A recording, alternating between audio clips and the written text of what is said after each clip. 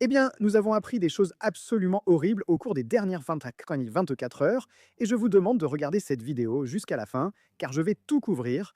Et s'il vous plaît, aimez et partagez cette vidéo, parce que je pense qu'il est très important que les gens soient conscients de ce qui se passe dans ce pays. Et tout cela souligne pour moi ce dont je vais parler. Nous avons besoin d'un gouvernement réformé et prêt à agir immédiatement, et d'apporter des changements radicaux et majeurs au sein du gouvernement pour notre pays. Bien sûr, je me présente au Conseil du Parti de la Réforme grâce à vous, nombreux membres de la Réforme, qui avez promis votre soutien.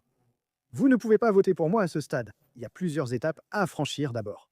Et si vous êtes président d'une branche de la Réforme, n'hésitez pas à me contacter si vous souhaitez me soutenir sur michaelmiver.com. Je mettrai mes coordonnées sous cette vidéo. Et en ce qui concerne les changements radicaux et immédiats que nous devons apporter, regardez simplement ceci. Une femme palestinienne a utilisé les chars pour accéder à un traitement médical en Grande-Bretagne, malgré les objections du gouvernement.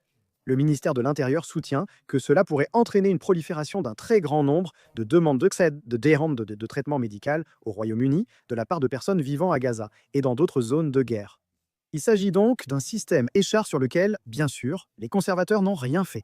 Le système examiné aujourd'hui dans cette vidéo, bien que poursuivi par le Parti travailliste, est le résultat final d'un gouvernement conservateur plutôt que de simples plaintes. Les conservateurs ont refusé de quitter la Cour européenne des droits de l'homme, ce que les travaillistes n'envisagent même pas. Mais ces derniers évoquent fréquemment un gouffre budgétaire. Eh bien, regardez où va notre argent.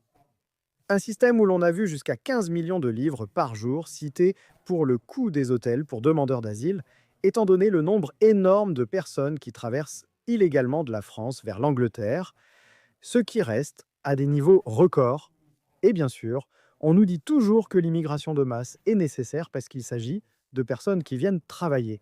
Pourquoi alors que le nombre de ressortissants étrangers demandant le crédit universel en Grande-Bretagne est passé à près de 1,3 million. Il est passé du nombre de migrants bénéficiant d'aide 906 000 en juin 2022 à 1,27 million en juin de cette année. Près de 750 000 migrants sont au chômage. Et vous voyez ici,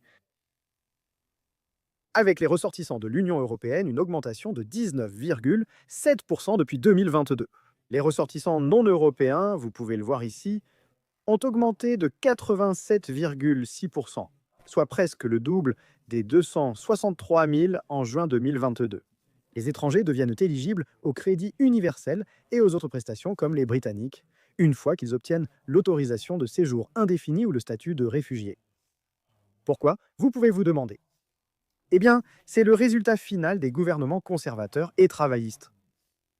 Et puis, nous arrivons à quelque chose qui est vraiment effrayant en termes de secret.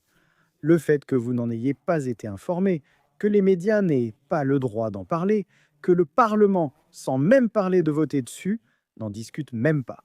Et il s'agit de la fuite de données majeure qui a révélé les informations de nombreux Afghans, montrant qu'il s'agit essentiellement d'un programme secret de réinstallation qui a été caché au public. Le Daily Mail a révélé un programme secret du gouvernement de 7 milliards de livres sterling. Pont aérien, 18 500 Afghans amenés en Grande-Bretagne. Les députés conseillent les contribuables tenus dans l'ignorance, le Parlement tenu dans l'ignorance, et vous voyez le courrier révélant que plusieurs Afghans sur la liste avaient déjà été refusés pour des agressions violentes ou sexuelles.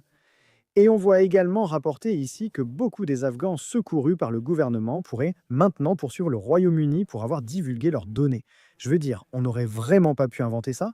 Cela pourrait être un potentiel, une manne de compensation d'1 milliard de livres sterling, là, selon le rapport du Mail, après que les ministres ont accepté de dépenser 7 milliards de livres, tout cela étant validé, et la facture inconnue des paiements de compensation potentiels à venir. Tout cela est absolument insensé. Cela souligne à quel point notre pays a besoin d'une réforme radicale et en profondeur. S'il vous plaît, faites-moi part de vos réflexions à ce sujet dans les commentaires ci-dessous. Comme je l'ai dit, merci beaucoup pour tous vos messages de soutien. Je candidate au conseil d'administration du Parti Réforme. Notre pays a besoin de grands changements. Merci de votre attention.